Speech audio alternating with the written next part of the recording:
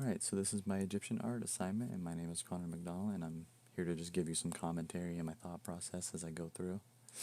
So I did it on Nefertum, and I thought he looked really interesting with his icon because he had a water lily on his head, and I thought that was pretty cool. Um, he represents both first sunlight and the delightful smell of the blue lotus flower. This is according to Wikipedia.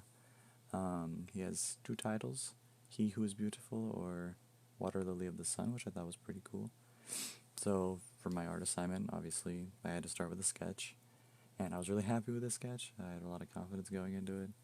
Then I started painting, and my confidence started to go down. I started with the lighter colors and started working into the darker colors.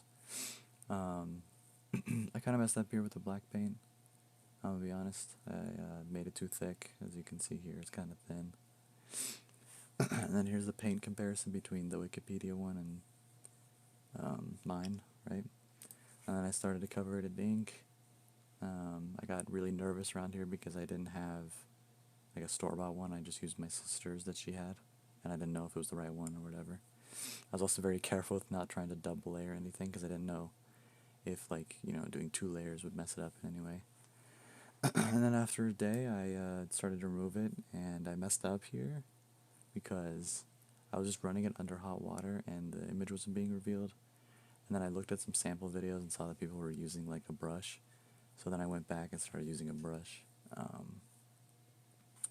which is honestly my fault because I didn't use the brush right away, so the paper was already kind of wet. So most of the paint was kind of. I mean, it looks good faded because it looks old, but it's like some of the paint like came off because I scrubbed too much and the paper was already really soft, so I kind of messed up there.